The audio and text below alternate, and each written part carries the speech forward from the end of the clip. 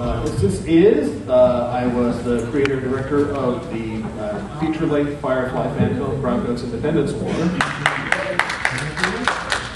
It just came out, like I said, it's finished in January 2016, so it's hitting all the cons now. And I will be inviting some people up on the panel with me. And the first person I'm inviting up is another Firefly fan filmmaker. You may have heard his name before. His name is Julian Higgins. He made the Firefly film called The Verse. Hey guys. Hello, Tess. Hello. Hi, thanks for coming. You guys do your right. Bring the mic close to yourself. Bring the mic close up. Is that? Thank you. This is our 50 Shades of Grey. Thank you guys for having us. We're going to be showing a screening of our Firefly short film that we made in collaboration with Luke Crane, who's been really awesome, and I didn't even realize was actually sponsoring a lot of the panels at this convention. So, and the really cool part as well is that at the end of this panel, we'll be giving away one of these to so there is a prize. there may be a quiz later, so keep your quiz. We're giving away a. Yeah, it's this is the Firefly cargo crate, which is the officially licensed Firefly crate being done by Luke Crate. It's in collaboration with QMX, Quantum Mechanics, so I'm sure you guys might know it's Firefly fans. And it has $65 plus worth of value, full of all sorts of really shiny, cool stuff. And they are actually part of the reason that I'm here because they collaborated with me 2 years ago to make a original Firefly short film. And that's what we're going to watch right now. So let's, oh, okay, gotcha, you're right, I totally forgot, yeah. They're hiding, they're crouched in the back waiting for their cue. Okay, also, in addition to the Firefly Luke Crate, this is what I brought. Patches from the film, Browncoats Independence War. These are worn on the uniforms. And this will be also a prize given to a lucky person in this room before the end of the panel. And let me introduce another person on the panel. His name is Kurt Stumbaugh. Come on, Kurt. Kurt is an independent indie filmmaker. He has made short sci-fi films before, and he helped us with our VFX, our visual effects on Browncoats Independence War. So he has a lot of knowledge about the visual effects field, and in addition to many methods, effects, low-budget indie films can make effects using like existing software, Blender, After Effects, things like that. And the advent of a lot of these kind of software is democratizing the media, where us, the fans, can start creating content, which is getting close on par, pretty much, with what stuff you're seeing on television. So that's the exciting part. And I was wondering, we're still waiting for some of our panelists. They're Any volunteers? actually no. We actually have. Would you like to invite one of your? We have backup panelists just in case we had seats to fill. Yeah, why not? Julian picks one and I pick one. Yeah, well, why don't we bring them back to the screen? Do a barbecue. Gotcha, that's fantastic. Okay, so why don't we start off, first of all, before we start talking, we're going to show you the 14 minute, 40 seconds? 14 and a half minute or so short film that we did. It was, like I said, the labor of love by a bunch of Browncoats who had the chance to go and make this short that I directed, co-wrote, produced, edited, and yeah, we had Can you tell us the timeline? What does this take place? Yeah, this takes place shortly, it's a little vague, but shortly after the events of Serenity, we pick up on a completely new original crew, just bouncing around the verse, getting into trouble, and I hope you guys like it very much. So it's immediately post Miranda, and it's called The Verse by Julian Higgins. Okay, everybody give him a little round of applause. Let's kind of screen this. Why don't you show the episode first, and then we get to talk about what is good with my background? Number 5. I'm trying to think this happened. To mention what it is about. This is my favorite part. No one else would. We have to mention this because out of context it's going to look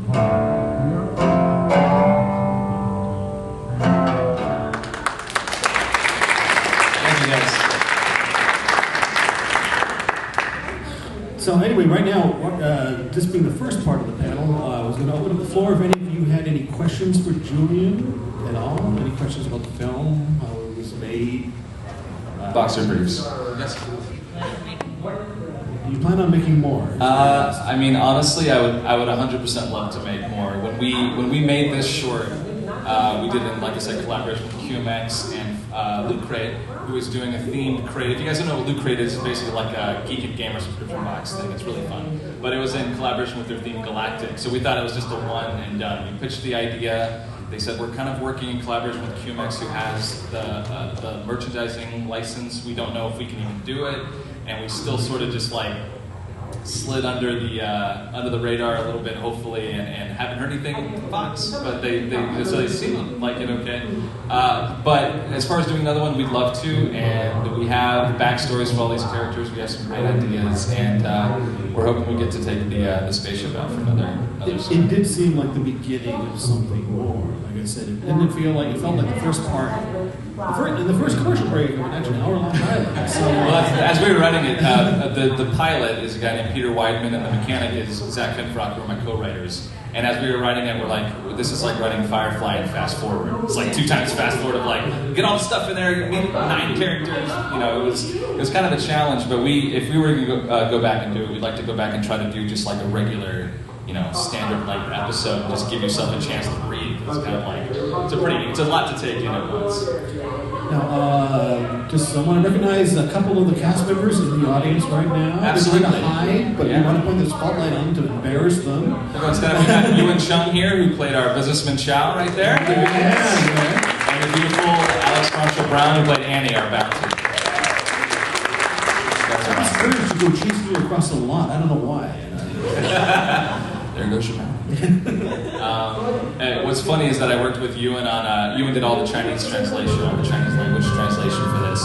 And, it's famous. Oh, no, it's famous that Firefly's Chinese language, as we all know, is sort of like a mashup and a terrible sort of translation of future Chinese, sort of slang.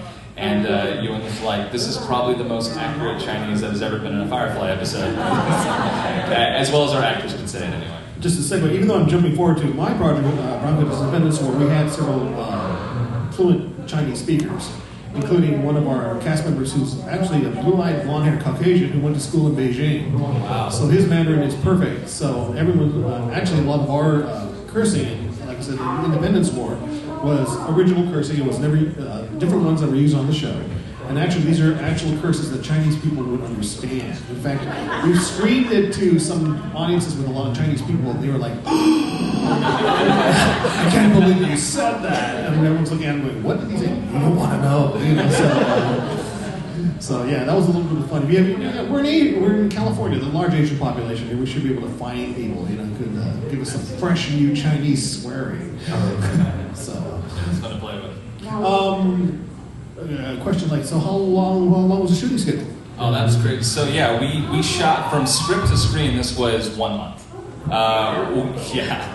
Yeah, you can say that again. No, it was pretty wild in that we pitched them the concept. We wanted to try to get out for Comic-Con 2014. This came out in September 10th of 2014. And that didn't happen, so I came back, and it was August 10th before we had a finalized script, and the video needed to be online by September 10th. So the script was done August 10th. We did 3 days of production in the middle of August. Pretty hot, you guys would agree?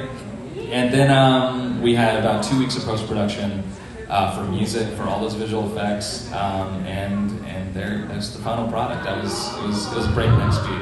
Now, I find one of the hardest things about doing any kind of indie film, okay, considering we have very little money, a lot of us have no money.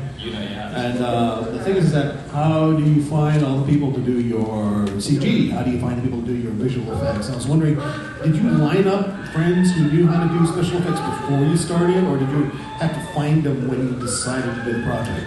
I mean, I've been making films for a while, so I have a great team of people that I work with a lot. So, I mean, it didn't hurt that, you go to these guys and go, I know you're on this other thing, but like we have 2 weeks and could you please do it for me? And they're being huge Firefly fans really helped. They're like, hell yeah, we're going to do that. Absolutely. You want a flying? Yeah, absolutely. We'll make your spaceship.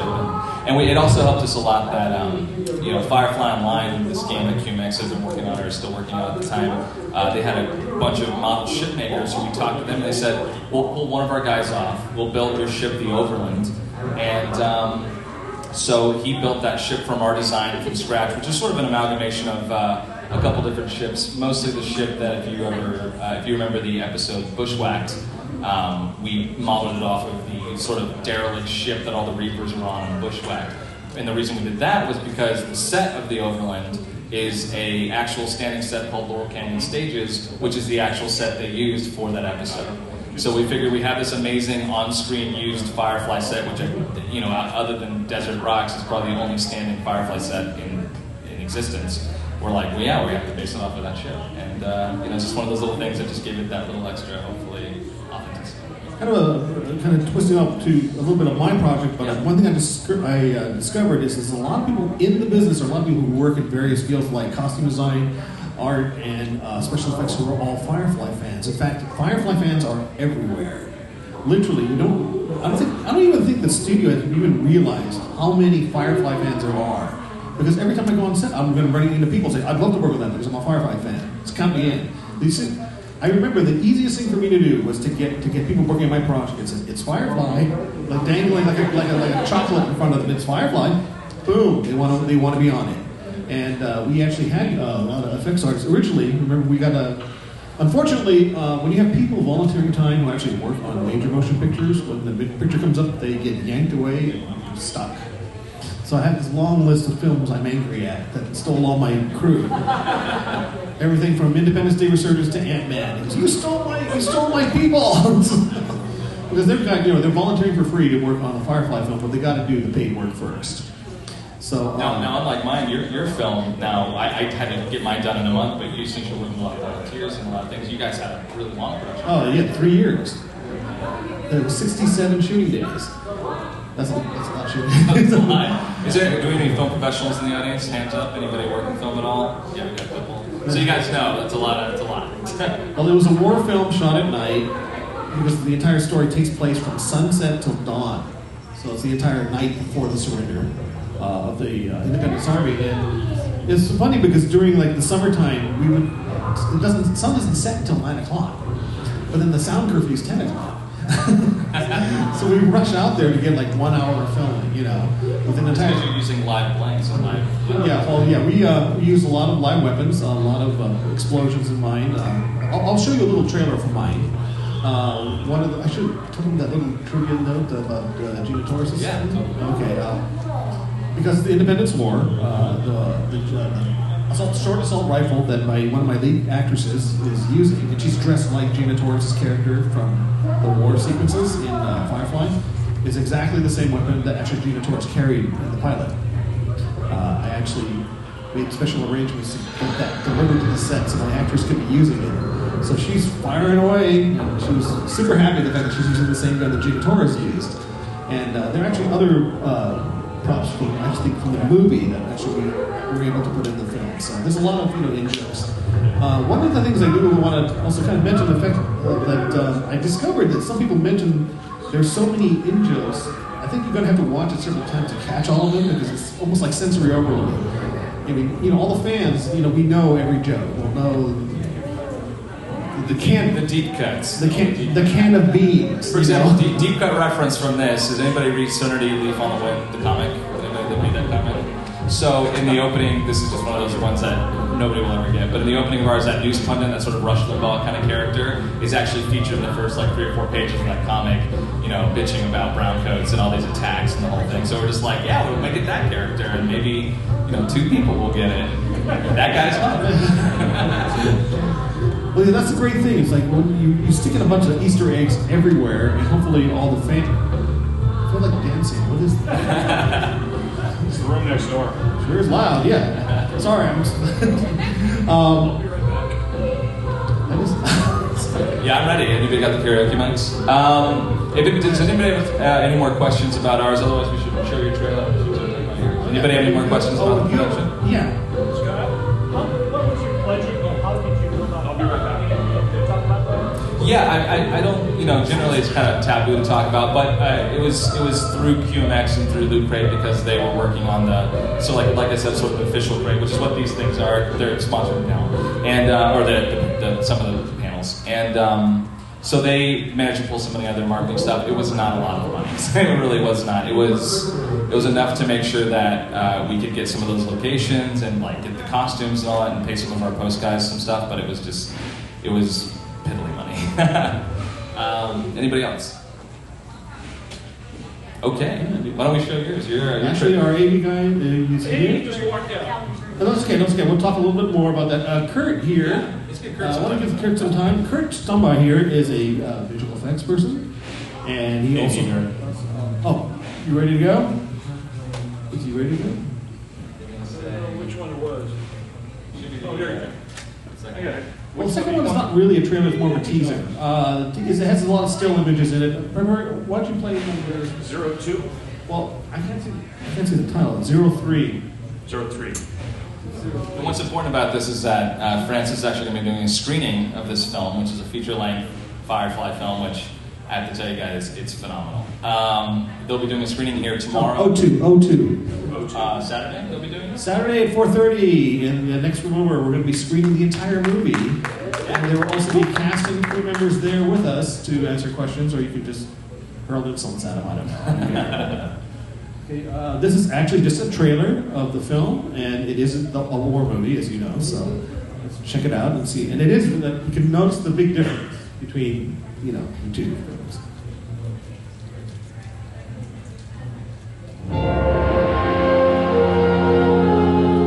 Thank you. Hope you enjoyed that. It's again very war movie-ish, a lot more darker, action. But again, it's still in the Firefly universe, and there's a lot of little Firefly elements in it. See, that's the thing that I think is interesting about, since we're talking, the whole panel's about Firefly fandom and the expanding fandom and everything, your film just makes me think, and it kind of makes me sad to realize, while our film is very much like, we're doing Firefly and fast forward, and we want to give you similar archetypes to the Serenity crew, so you kind of get it pretty quickly. Yours is like expanding a whole other area of this world that they very barely show.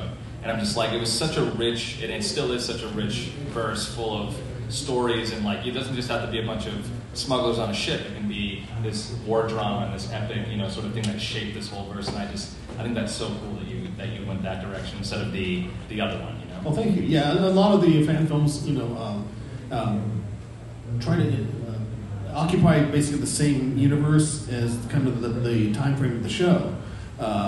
But the more fans start doing their own thing, invariably they're going to expand out. I don't know if you noticed, like in Star Trek fan films, they start making stories about the Kittimer Accords or Wolf 359 or all these other events that happened, not kind of epiphenomenal to the show's timeline itself. It was just kind of like around it. It wasn't really a part of the series. So the fact that I know some people who are writing Firefly fan fiction that has to deal with the companions and what the academies are like, or what it's like on the companion world, or things like that. And there's a lot, and Joss created this entire universe of just all these interesting possibilities, and the fact that it's like firing up all these people's imaginations, and they're all starting to create their own fan-created content. I think it's really cool. And also, besides, as Joss said, us Firefly fans have better taste than everybody else. So. Yeah, that's great. What were some of your obstacles and some of the things that you had to do with the effects on this one? Because it looks phenomenal. How much of those muzzle flashes are real, and how do the ships work out? What do you got there? Well, something that should be stated is that Francis is an amazing armorer, and so I think all of them real. I didn't fake any muzzle flashes. I'll say that. Yeah, we fired 5,000 blanks and set off 60 explosions on our film. So. And when those things go off full auto, it's terrifying. Yeah. Yeah, unless you've been on actually war movies where actually they're firing blanks, what they call the full flash blanks. Those are definitely they're louder than as loud or louder than the real gunshots. So, and our cameramen are really close, and they're facing the actors. So. Yeah, it can be pretty daunting, but it's very exciting. It's fun to be on a set where there's a lot of stunts and explosions going off. In fact, a lot of the volunteers those were their favorite days. And as soon as they showed up on a set and they realized it was a battlefield full of explosions, they were all excited. Yeah, I want to run through this. So. But one of the interesting things I wanted to lead in for you is that Kurt didn't originally start with us. One of the issues with Firefly, though, is you can get a lot of people working on your project because it's Firefly. But as soon as you say fan film, you get a lot of people looking at you like, oh. 100%. There's such fan a stigma film? for fan films, yeah. Well, I invited a female friend over to watch my film, and she had a 12-year-old son. And I remember hearing the kid in the hallway going, but Mom, fan films suck. And, the vast majority of them are basically just fans going to their backyards, doing little home movies with them dressed like Gandalf or something, or Jedi. And it's true, but they're having fun. And they're not, they're still having fun, and I support all that completely. But the lay public does tend to think of fan films as being horrific, homemade efforts. And traditionally, a lot of them have been over the years. Oh yeah, a lot of them have been. but you'll see. I think I've been doing a lot of fan content as well. I just directed the newest episode of a series called Star Trek Continues, which is the original series Star Trek done just like incredibly accurately. And then you'll find a lot of these fan films nowadays, because of the democratization of the tools and the cameras in your pocket is a better camera if you have an iPhone 6 or something than what they shot Firefly on, particularly. It's like there's so much access to these tools that the quality is just going up and up and up, and you'll even run into people making content that some studios are just like, well, you need to stop that. That's approaching what we're trying to do. But anyway, Kurt's introduction to us was kind of like that. I was wondering if you could tell us how you got introduced to our project. I had a couple friends who were extras on this Firefly thing. I was like, sounds interesting, but fan film. That's okay. I got some other things to do, and they're like, no, you really gotta check this out. Francis is really cool. There are explosions and stuff like that. And then I checked out the website. Okay, I gotta go and see what this guy's doing. And then showed up on that full auto night, and it was terrifying and also awesome. It was just a real visceral reaction of the actors get. And they're firing a real gun and kicking back. It's real loud. It's terrifying. Also, we had some people helping us out who were professional CGI people, but a lot of our guys actually had to learn the software, right? A lot of people had a learning curve in order to help us with our effects, which I thought was amazing. So these guys are basically learning how to use the CG effects software and then making the clips for us, and we're jamming them into the movie. So it's kind of like one of those, the guy who's he's reading the manual on the software. Okay, I'll figure out how to do the shot. It's due Tuesday? Okay. So I was wondering if anybody in this audience was involved in universe expansion, whether it be writing or comics or filmmaking, costumes, Etsy. Anybody got an Etsy here? Anybody? I for somebody to keep looking at you, and I think that girl has a great Etsy. Well, if you notice this, like on the forums, you notice there's a lot of people who make custom patches for institutions that are in the Firefly universe but don't really exist, like all these different iterations for Blue Sun Medical Group or the shipyards that built the Firefly ships. I mean, I see all these patches. I'm going, that's from the Firefly universe, but I never saw that on the show. Well, that's their artistic expression of how they're expanding the universe. There's a lot of groups creating fictional Firefly institutions that they make sense in the world, but they didn't actually appear on the show. I know some guys who are like different military units. There's an entire field medical unit that's Firefly based. They're actually Firefly medics. The costumers, right? The costumers, yeah. The guys who make the patches, and they do cosplay, and they're creating a new universe because they're creating.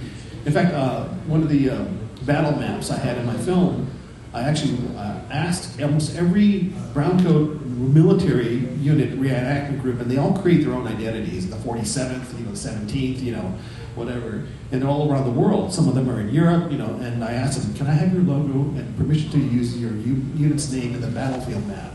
So you can see all the different units of Browncoat divisions fighting the Alliance divisions.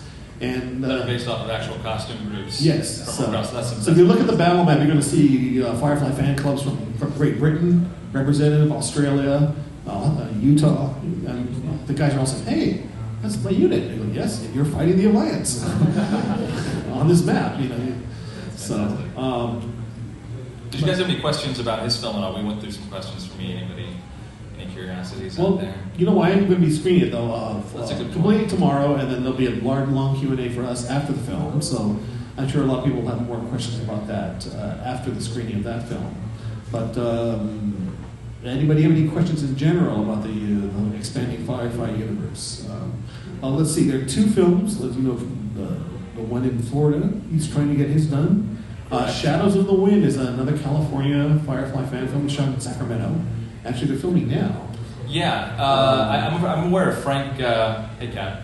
I'm aware of Frank Fredella out of Florida, who's doing a great short film whose name is A Faithful Companion, is what it's called.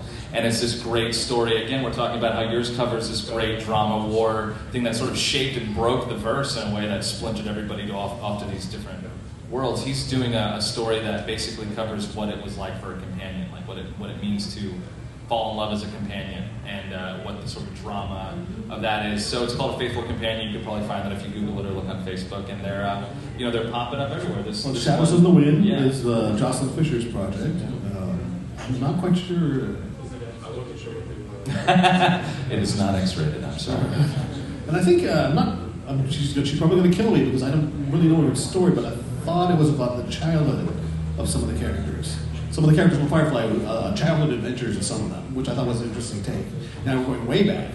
Now you're seeing Wash as a little kid. What was he like? And I thought, hey, that's really awesome because everybody wants to see what little Han Solo was doing in Star Wars when you. We'll give it a couple years. This is happening. I'm sure Disney will do it already officially. Yes, they didn't know they the young Han Solo Browncoats. It's already happening. Yeah. I feel pretty good about that. What else was I going to say? I worked a little bit with QMX on Firefly Online, the video game. I had a chance to talk with. They brought back the original cast to do the voices for the video game, and if we're talking about the expanding verse and everything, it's amazing to me that I'm a filmmaker and I've done commercials and all sorts of different stuff. This one, for some reason, just it sticks with me in a way that I can't describe. I actually talked to Francis about coming onto this panel to show you guys because it's just I want to meet the Browncoats. I want to meet these fans who just have kept this fandom going for years and years and years, and we'll probably keep it going forever. Now that Nathan's off of Castle, maybe we'll get another run. Fingers crossed. But it's expanding verse in the video game that I know they got some great stuff coming out. They have the original actors in there. I had a chance to edit together and work on these clips that while they're in the voiceover sessions, and they're still just as passionate about this as anything. Like they're as passionate, I'm sure, as our people were, about our things. They're just as big of fans as we are. And it was just very neat to see them go, we'll do whatever. We're getting paid. Alan is on the new Star Wars film, Rogue One, and he's getting paid more than he ever did on Firefly. And he's just like, I'll do whatever. I'll pop in there and I'll do a full day for nothing. And it's fascinating to see all these stories they have coming up from all these different directions. Kurt, do you have anything else? No, reach out to Alan. That's it. How much time do we have left, by the way? 8 minutes. 8 minutes. All right. Well, let's give away a Firefly cargo crate. Does anybody want this at all? Okay, if you check under your chairs, no. There's a bomb. So whoa. So this is the. Should I tell them? Which one? I don't want to tell you what's in here. It's a lot of cool stuff. And this is the first crate that they did, which is no longer available, I don't believe. $65 value. It's really rad. And they're actually 2 days away from the last deadline to buy the second crate, which I'm told is Jane themed. And it's pretty cool. But in order to give this one away, I kind of came up with something, a trivia question. And if it's too deep of a reference, maybe a second easier trivia question. So here we go. Our ship in the verse is called the Overland, is the name of the ship. It's an original ship. We were inspired by a movie that Joss was inspired by to make Firefly. It was a 1939 John Ford movie. Does anybody know the name of that movie? Hands up. Anybody? No? John Wayne, one of John Wayne's first movies. That is correct. It is Stagecoach. The name of the stagecoach was called the Overland Stage. Also, some of the come up here and get your thing. Some of the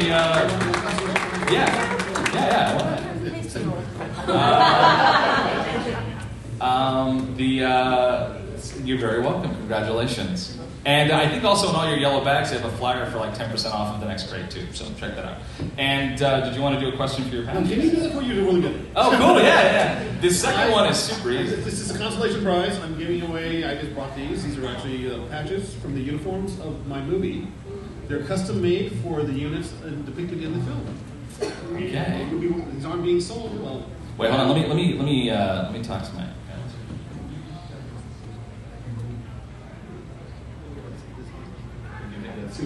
Okay. Let's do raise the hand. So we're not savages here. We're Firefly fans. All right. That's what I was going to say. That's actually my actual question. Okay. This is a pretty easy one if you're a Firefly fan. So get those hands ready. Ready? What is Malcolm Reynolds' home planet? Really? No, you're into film. Anybody? Malcolm Reynolds' home planet? Oh, wow. Yes? Not? No? Sorry. Okay, well, wow. Does anybody know what, thank you, what planet, say again? Hera? It is not Hera. What planet was Serenity Valley on? Anybody? I think that might be a deeper cut. Yeah? Well, she said Persephone. You know what? It's not on Persephone, but why don't we give it to her anyway? Let's do it. It's actually Hera. You were close. It was the Michael Reynolds' home planet is Shadow. Sorry. But thank you guys so much for coming out, and thank you for watching our little slices of fandom. You're welcome. Look at it. Turn around and show her the shirt. She's got the patch on her shirt. So we had to give it to her.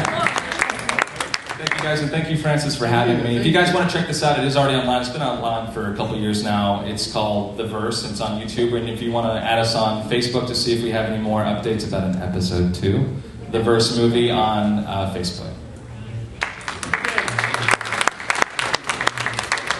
And enjoy the con, man. Have fun.